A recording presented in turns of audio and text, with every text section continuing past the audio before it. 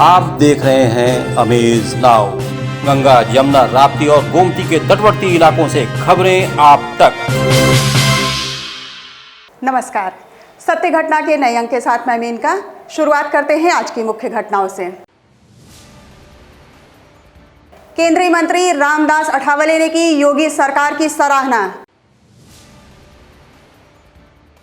इलाज कराने आई महिला के साथ अभद्रता करने वाले डॉक्टर को भीड़ ने पीटा। जल भराव की समस्या को लेकर यूथ कांग्रेसियों ने गोरखपुर में निकाला गुब्बारा यात्रा। गोरखपुर पहुंची महिला मोर्चा की प्रदेश अध्यक्ष व राज्यसभा सांसद गीता शाक्य ने कहा, बीजेपी राज में महिलाएं सुरक्षित। और बस्ती के एक अस्पताल में बच्चा चोरी मामले में एक दंपत्ति समेत आशा बहू गिरफ्तार। अब सत्य घटना विस्तार। रिपब्लिकन पार्टी ऑफ इंडिया के राष्ट्रीय अध्यक्ष व केंद्रीय मंत्री रामदास अठावले आज गोरखपुर पहुंचे। यहां उन्होंने प्रेक्षागृह में अपने कार्यकर्ताओं के साथ बैठक की। इस मौके पर पत्रकारों से बातचीत करते हुए केंद्रीय मंत्री ने कहा कि अयोध्या में राम मंदिर का निर्माण कार्य एक बहुत ही उत्तम कार्य है। उन्होंने किसानों के मुद्दे पर कहा कि ये सरकार किसानों के हित में कार्य कर रही है। उन्होंने उत्तर प्रदेश के मुख्यमंत्री योगी आदित्यनाथ की जमकर तारीफ की और कहा कि योगी जी ने कोरोना काल में जो कार्य किए वह सराहनीय है। साथ ही जिस तरह से उन्होंने गुंडा राज खत्म किया वह अति प्रशंसनीय है। योगी आदित्यनाथ जी सत्ता में आने के बाद उन्होंने जो गुंडाशाही थी उसको काफी खत्म कर दिया है और डैशिंगली काम करने वाले मुख्यमंत्री के माध्यम से उनका नाम है। कोरोना के कार्यकाल में उन्होंने बहुत अच्छा काम किया है। बहुत सारे गरीब लोगों को अनाज बांटने का भी काम हुआ, दवा बांटने का भी काम हुआ, रेल इंश्योरेंस देने का भी काम हुआ। गोरखपुर के बांसगांव क्षेत्र के कौड़ीराम कस्बे में स्थित रेशम दीप ईएनटी क्लिनिक के डॉक्टर गणेश गौर पर एक महिला ने अश्लील हरकत का आरोप लगाया। महिला के शोर मचाने पर जुटी भीड़ ने डॉक्टर को पीटकर पुलिस के हवाले कर दिया। महिला का आरोप है कि वह अपने ससुर व ननद के साथ क्लिनिक पर इलाज कराने आई थी। डॉक्टर ने अपने चेंबर में अकेले बुलाया, उसके साथ अश्लील हरकत करने लगा तो वह भागकर बाहर निकल गई और शोर मचाने लगी। वहीं डॉक्टर ने खुद को निर्दोष बताया। फिलहाल लोगों ने डॉक्टर की पिटाई के बाद उसे पुलिस को सौंप दिया और पुलिस मामले की जांच में जुट गई है। ये कह रहे थे कि करने के लिए। कहाँ घर है आपका, क्या नाम है आपका? मेरा रूबी देवी नाम है, मेरा बनिया पर घर है और तो यहाँ पे किस लिए आई थी आप? गला दिखाने के लिए। आप अकेली थी? हाँ। नहीं, मेरे ससुर थे, मेरी ननद थी। अब मामला तो कुछ नहीं है, मेरे खुद समझ में नहीं आ रहा है कि मामला क्या है एकदम से। हमने दवा दिया, दवा लेके महिला चली गई। अब महिला 4-5 घंटे के बाद काफ़ी लोगों को लेके आ गई। बल्कि महिला के साथ में यहाँ पे जब आई थी हमारे पास 3-4 को पेशेंट थे। महिला के घर से 5-7 लोग ऑलरेडी यहाँ मौजूद थे एकदम से। ये भी नहीं गिराए। अब वो कह रही है कि हम बलात्कार करने जा रहे थे। बताइए कैसे हो सकता है ये? महिला तो बहुत गंभीर आरोप लगा रही है कि चैन खोलकर जो है आप बताइए, वो झूठ बोलेंगे तो आप मान लेंगे। भारतीय जनता पार्टी महिला मोर्चा की प्रदेश अध्यक्ष व राज्यसभा सांसद गीता शाक्य आज गोरखपुर पहुंची। प्रदेश अध्यक्ष का बेनीगंज स्थित बीजेपी कार्यालय में स्वागत किया गया। इस मौके पर उन्होंने बीजेपी महिला मोर्चा की कार्यकर्ताओं के साथ बैठक की। इस दौरान उन्होंने कहा कि 2022 के विधानसभा चुनाव में एक बार फिर बीजेपी को पूर्ण बहुमत की सरकार बनेगी, क्योंकि प्रधानमंत्री नरेंद्र मोदी और सीएम योगी आदित्यनाथ के कार्यों से जनता खुश है।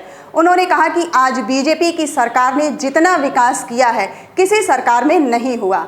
उन्होंने कहा कि आज महिलाएं सुरक्षित हैं, रात में भी बेखौफ निकल सकती हैं। और उमंग है और भारतीय जनता पार्टी के लिए उन्होंने पूरी तरीके से 2022 में पुनः सरकार स्थापित योगी आदित्यनाथ जी को मुख्यमंत्री बनाने के लिए कमर कस रही है। तो आप विश्वास मानिए कि भारतीय जनता पार्टी ने जो 2017 के पहले किया था, कहा था और उसको पूरा किया है। और आप विश्वास मानिए जिस तरीके से आज बहनें और बेटियाँ निडर होकर निकल रही हैं, रात में चाहे 1 बजे वापस आए और अपने घर पर सुरक्षित पहुंच रही है। तो भारतीय जनता पार्टी का यही उद्देश्य भी था कि पंक्ति के अंतिम छोर के व्यक्ति के जीवन का बदलाव लाना और उनको राष्ट्र हित में निर्माण करना। और वो जो उद्देश्य आज मुझे पूरा दिख रहा है कि हमारे उत्तर प्रदेश की महिलाएं बिल्कुल स्वतंत्र होकर, निडर होकर काम करने में लगी हैं। गोरखपुर महानगर में जल जमाव की समस्या को लेकर नगर आयुक्त को ज्ञापन देने के बाद जल निकासी की उचित व्यवस्था न होने पर आज प्रदेश महासचिव यूथ कांग्रेस अनिल दुबे के नेतृत्व में युवा कांग्रेसियों ने गोलघर इंदिरा तिराहे में जन विरोधी यात्रा निकाला। जन विरोधी यात्रा में युवा कांग्रेसियों ने सफेद गुब्बारे पर नगर निगम के विरोध वाले स्लोगन लिखे हुए थे। अनिल दुबे ने कहा कि जिस तरह नगर निगम के दावे हवा हवाई हैं, उसी तरह हमने आज गुब्बारे में हवा भर यह विरोध मार्च निकाला और इस गुब्बारे को नगर आयुक्त को सौंपा जाएगा। यदि 3 दिन के अंदर हमारी मांगे पूरी नहीं होंगी तो हम नगर निगम का घेराव करेंगे। हम लोग पिछले दिनों से लगातार जल भराव को लेकर के इस समस्या को उठाते रहे हैं और पिछले सोमवार को हम लोगों ने नगर निगम में धरना भी दिया, प्रशासन के लोगों से बात भी हुआ। उन लोगों ने आश्वासन भी दिया कि हम लोग मोहल्ले में जा करके समस्या को देखेंगे और समस्या का समाधान करवाएंगे। पर आज 1.5 हफ्ते से अधिक बीत चुका है, अभी तक प्रशासन का कोई भी व्यक्ति मोहल्लों में जा करके समस्या को देखा नहीं है और हजारों करोड़ सैकड़ों करोड़ की योजनाएं ला करके कह रहे हैं कि हम ये सही कर देंगे, वो सही कर देंगे। हम लोग आज उसी के विरोध में आज इस गुब्बारे को लेकर के जिस तरीके से हवा हवाई योजना और हवा हवाई आश्वासन दे रहे हैं, हम लोग भी प्रशासन को ये गुब्बारा दे करके उनको बताएंगे कि हम लोगों को गुब्बारा नहीं चाहिए, हम लोगों को ठोस आश्वासन चाहिए जिसपे काम हो सके। अखिल भारतीय विद्यार्थी परिषद गोरक्ष प्रांत की एक कार्यशाला और सदस्यता अभियान का आयोजन गोरखपुर विश्वविद्यालय के संवाद भवन में किया गया। इस मौके पर अधिक से अधिक छात्रों को संगठन से जोड़ने की कवायद की गई। इस संबंध में प्रांत मंत्री राघवेंद्र प्रताप सिंह ने कहा कि अखिल भारतीय विद्यार्थी परिषद छात्र हित में कार्य करने वाला देश का सबसे बड़ा संगठन है, जिसका उद्देश्य शिक्षा के क्षेत्रों में छात्रों को बढ़ावा देना है। आज दीनदयाल उपाध्याय गोरखपुर विश्वविद्यालय के संवाद भवन में अखिल भारतीय विद्यार्थी परिषद गोरक्ष प्रांत के विभिन्न जिलों से आए हुए यहाँ पे 200 से अधिक कार्यकर्ता यहाँ उपस्थित हैं। हम सभी लोग यहाँ अपने गोरक्ष प्रांत के विद्यार्थी परिषद के सदस्यता अभियान के निमित्त हम लोग यहाँ अपनी योजना बना रहे हैं। विद्यार्थी परिषद पूरे वर्ष भर जिस प्रकार से शिक्षा क्षेत्र के साथ साथ समाज क्षेत्र में काम करता है, उसी प्रकार से उसी वर्ष के मध्य में विद्यार्थी परिषद के सामने एक ऐसा अवसर आता है जो सदस्यता महाअभियान के रूप में रहता है।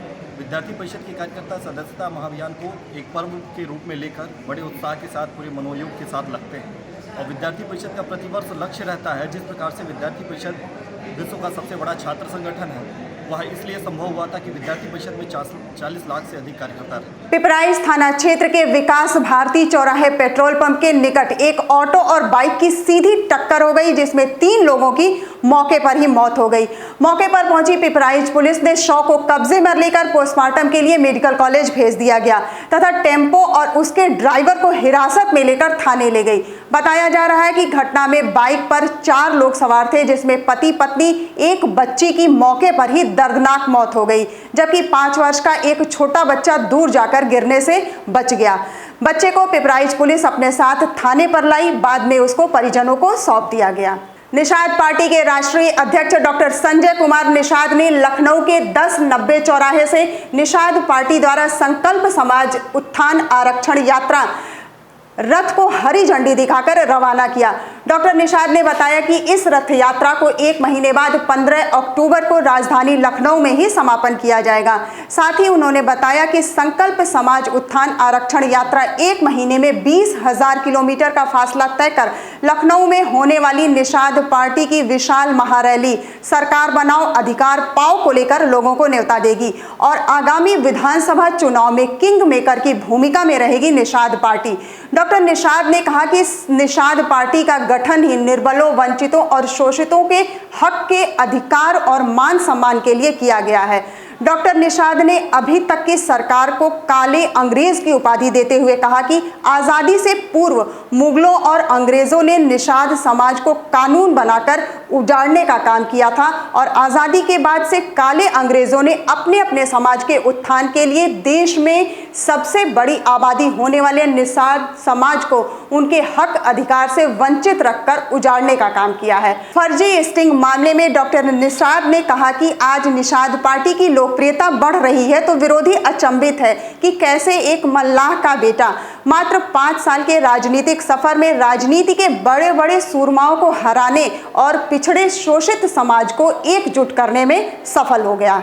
13 कार्तिक 3 आषाढ़, 13 कार्तिक 3 आषाढ़ होता है। 13 दिन कार्तिक में 3 दिन आषाढ़ में खेती की जाती है। और जब रेड़ा आता है तो किसान रेड़ा लगाता अपने खेत में कि कीटे फतिंगे सूखा न पड़े, वो बाली 6 महीने खाना खाना है। ये 5 साल जो भी है इनको मीट देते, जीत नहीं देते हैं। इनको जो है खाना दे देंगे, खजाना नहीं देंगे।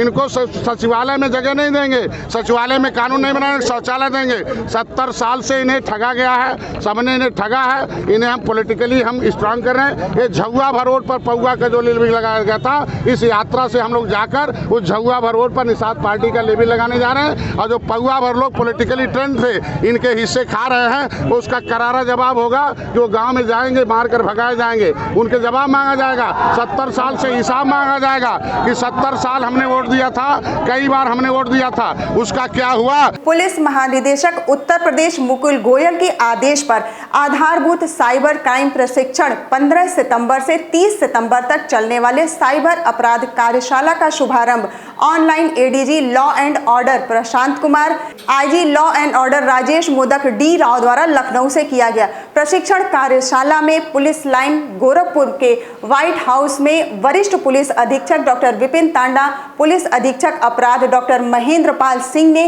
राजपत्रित अधिकारी व कर्मचारियों को साइबर अपराध नियंत्रण के लिए साइबर अपराध कार्यशाला में विस्तृत जानकारी दी। पुलिस अधीक्षक नगर सोनम कुमार, पुलिस अधीक्षक दक्षिण अरुण कुमार सिंह, पुलिस अधीक्षक उत्तरी मनोज कुमार अवस्थी, सहायक पुलिस अधीक्षक राहुल भाटी व CO Gorakhnath Ratnesh Singh, CO Kotwali Vimal Kumar Singh, CO Campierganj Ajay Kumar Singh, CO office Ashok Shukla व रेंज साइबर थाने के समस्त कर्मी, साइबर सेल गोरखपुर के समस्त कर्मी, ट्रेनिंग कर रही महिला रिक्रूट आर्ची एवं समस्त शाखा प्रभारी पुलिस कार्यशाला गोरखपुर की 150 कर्मियों तथा जनपद के समस्त थानों के 325 कर्मचारियों के साथ कार्यशाला में प्रतिभाग किया। यह कार्यशाला 10 दिन की होगी। वरिष्ठ पुलिस अधीक्षक डॉक्टर विपिन तांडा ने कहा कि साइबर अपराध का बढ़ता ग्राफ चुनौती बन गया। पुलिस मुख्यालय में से डीजीपी महोदय के आदेशानुसार ये वर्कशॉप शुरू करवाया गया है, जो कि 10 दिनों तक चलेगा। इसमें साइबर सिक्योरिटी के तमाम बिंदुओं पर चर्चा की जाएगी और हमारे जो आरक्षी उप निरीक्षक और अधिकारीगण हैं उनको कैसे साइबर सिक्योरिटी और मजबूत की जाए, किस प्रकार साइबर अपराधों को रोका जाए और किस प्रकार उनका अनावरण किया जाए, इस संबंध में जानकारी दी जाएगी। बस्ती सदर कोतवाली के एसएस मेडिकल सेंटर से नवजात बच्चे के लापता होने पर पुलिस ने आशा बहू समेत एक दंपति को अरेस्ट कर लापता बच्चे को बरामद करने में सफलता पाई है। आशा बहू ने 50,000 में बच्चे का सौदा किया था। पुलिस ने बच्चे को सकुशल बरामद कर लिया। आपको बता दें कि एसएस नर्सिंग होम में छाया नाम की एक महिला ने बेटे को जन्म दिया। आशा बहू पूजा बच्चे को घुमाने के बहाने बाहर ले गई और बच्चे को गायब कर दिया। काफी खोजबीन के बाद भी जब बच्चे का कहीं पता नहीं चला तो बच्चे के पिता इंद्रेश ने कोतवाली में तहरीर देकर बच्चा चोरी होने की सूचना दी। हरकत में आई पुलिस ने जब आशा बहू पूजा को हिरासत में लेकर पूछताछ शुरू किया तो उसने बच्चा 50,000 में बेचने की बात स्वीकार की। निसंतान प्रमोद कुमार पांडे व प्रीति पांडे के पास से बच्चे को बरामद करने के बाद तीनों मुजरिमों को जेल भेज दिया गया। मेडिकल कॉलेज अच्छा तो क्या बोलते हैं ऑपरेशन हुआ, इन्होंने कहा बोलते हमारे पास क्या बोलते 3-4 घंटे उन्होंने कहा बोलते रहने के लिए बोले, उन्होंने बोला कि कहा एक आदमी की रहने की जगह नहीं। हमने कहा बोलते एक आदमी को छोड़ा, वासा भी थी और कहा बोलते हम लोग ज़बरदस्ती मैंने बाहर निकलने के लिए करें कि कहा बोलते कम से कम हम लोग रहें, तो हम लोग रहें। उसके बाद कल तक देखभाल कर रहे थे यही तो क्या बोलते आशा तो घुमाने भी क्या बोलते 1-2 चक्कर लेके गई तो हम लोग निगरानी किए कहा बोलते मैंने कुछ ऐसा नहीं हुआ है। तो कहा बोलते हम उधर बैठे हुए थे तब तक एक इमरजेंसी केस आ गया, वो पूरे स्टाफ कहा बोलते उधर जुड़ के कहा बोलते उधर देखने लगे हैं। भरवलिया थाना वाल्टरगंज के रहने वाले हैं। इनकी वाइफ को डिलीवरी होनी थी तो इन्होंने अपनी वाइफ को 14 तारीख को रात में 12 बजे एसएस मेडिकल सेंटर पे भर्ती कराया था। अगले दिन दोपहर में 3 बजे के आसपास वाइफ को सिजेरियन से एक बेटा पैदा हुआ और चूँकि सिजेरियन पश्चात पत्नी की तबीयत बहुत ठीक नहीं थी और हस्बैंड बनकर उसमें व्यस्त थे। इनकी दूर की एक रिश्तेदार आशा बहू पूजा, वो भी यहाँ आई थी और वो बच्चा खिलाने के बहाने बच्चे को लेकर के बाहर गई। जब काफ़ी देर तक बच्चा लेकर नहीं लौटी तो परिजनों में थोड़ी सी परेशानी पैदा हुई और उन्होंने इस आशय की सूचना थाना कोतवाली को दी और वो आपस में भी ढूंढने लगे।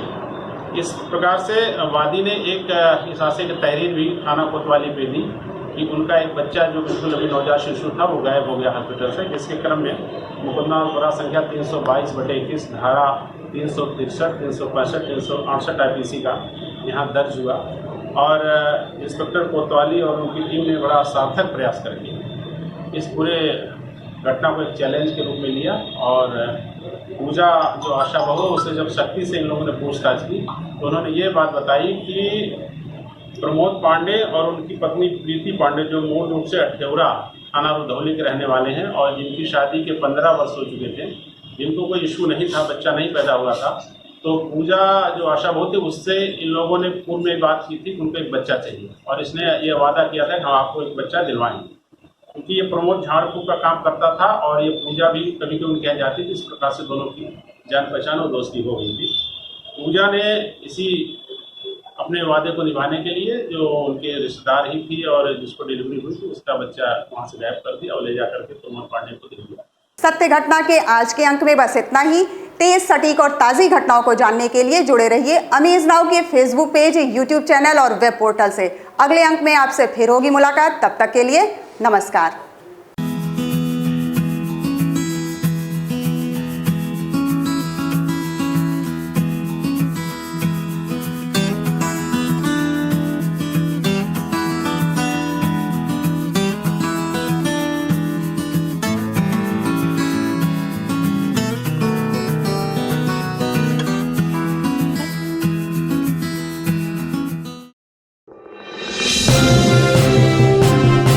आप देख रहे हैं अमेज नाउ। गंगा, यमुना, राप्ती और गोमती के तटवर्ती इलाकों से खबरें आप तक।